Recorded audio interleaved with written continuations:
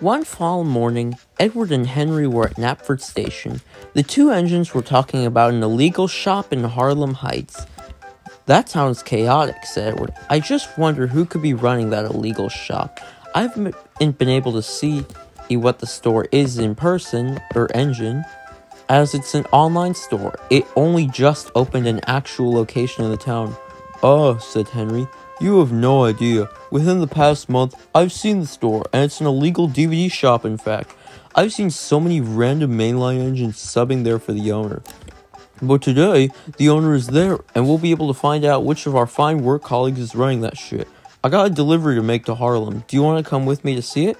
"Sure, why not?" said Edward happily. "This should be fun to find out." And with that, the two engines soon set off to Harlem Heights. The two engines puffed happily along the main line. It was a lovely day.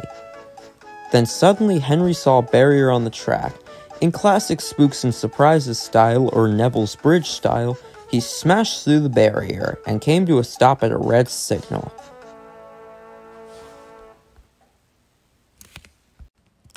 "Why the f*** is the signal red, you dipshit?" he called to the signalman. Just then, Thomas's driver, Rob, walked up to Henry from the Harlem Heights mine tunnel. "Oh, you see, Henry," said Rob enthusiastically, "there's a huge backup of engines on the main line waiting to visit the pirated DVD shop. We'd all like to get some new movies." "What kind of movies?" asked Henry suspiciously. "Oh, you know," said Rob. "New releases of movies or old movies that are easily downloaded onto DVDs. Henry knew he had to get to the store quickly, so immediately wasted no time. After the signal was cleared, Henry backed up onto the turntable. He decided to take a shortcut to get to Harlem Heights District officially.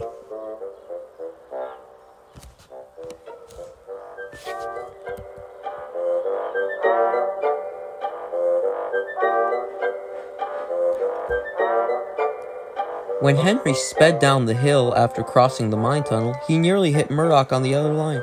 "Watch out, Henry," said Murdoch. "I don't want to get hit before I watch Pirates of the Lima Bean." And he puffed away.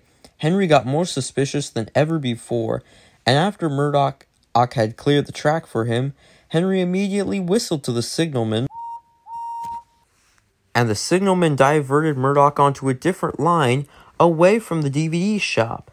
Henry, meanwhile, took full advantage of this, puffed up to the store selling table, and found out the runner of the DVD shop, who was none other than James. "Here's James," said James in real Flanderized CGI style.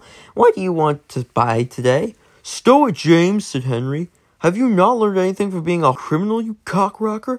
"What do you mean he hasn't learned?" Edward questioned as he puffed up behind. "He's been caught many times," Henry grunted. "Him being the only bright red engine on Sodor has led to him being caught numerous times. However, the police have not obtained the money he made off the sold movies. Shortly after his first capture, bail money was sent by an anonymous source." Edward was mortified. "Excuse my bluntness, James," he said sternly, "but this is one of the stupidest things any engine on this island can do." Just then, Edward and Henry heard honking. It was Splatter and Dodge, who were serving as James's minions. Edward and Henry responded by just carrying on with their run. Upon reaching the airport over Gordon's Hill, Edward and Henry stopped at Wellsworth Station. While Henry was filling up on water and Edward's crew went to the fast food restaurant nearby, Edward and Henry talked about James's store. "I want James to redeem himself," said Edward. "But in this case, harsh consequences are needed for him to learn a lesson. In that case, some time in jail is the perfect first step to redeem himself." "Yes," said Henry, "but you know how bad that town's police department is. They don't care that a crime takes place in their flea market." Just then, Sir Topham Hatt drove into the station.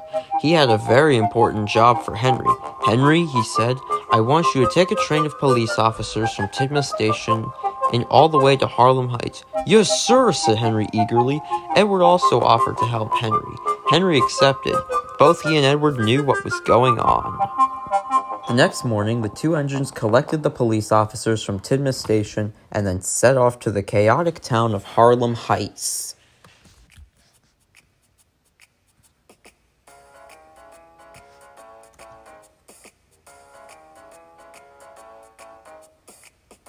Back at Harlem, when James was preparing for a busy day of sales at his store, he got a notice from Splatter and Dodge. "So boss," said Splatter, "the police are coming to your store, and you better get prepared to run." "Oh, bother," said James crossly. He instantly steamed over to the turntable near the Harlem Heights mine sheds, and turned around, preparing to run from the police. By the time Edward and Henry puffed in with the police, the signalman noticed. There was James puffing away down the line, ready to escape. "Right," said the police chief, "so we'll just have to send a chase after him. And you engines can leave your coaches if you want." After the engines parked their coaches, they joined the police and chased James. "Pull over to the next siding," yelled a cop from the helicopter. "I'm never going back," yelled James flippantly.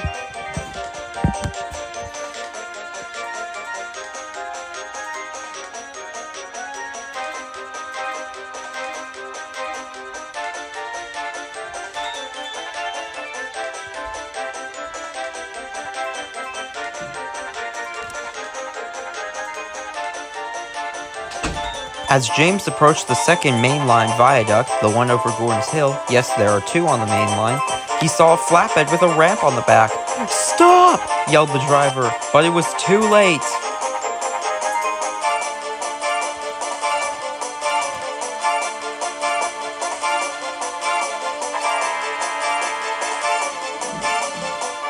I believe I can fly.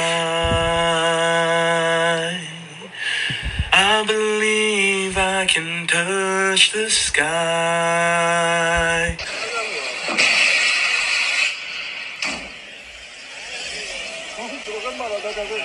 Toby, who was pulling the ramp and was blissfully unaware James had just jumped it, laughed. My, this is rich. The most obsessed with self-image just did something very damaged to his image. "Sorry, James, the cops are taking you in." And Toby was right. Shortly after Edward and Henry pulled up to the bridge, James was taken away, and he was sentenced to 4 months in prison. "Hopefully he's going to be in there a while before he gets out," said Henry. "Yes," said Edward, "but I hope he gets out at some point. He is an engine after all, and most engines deserve a chance to work.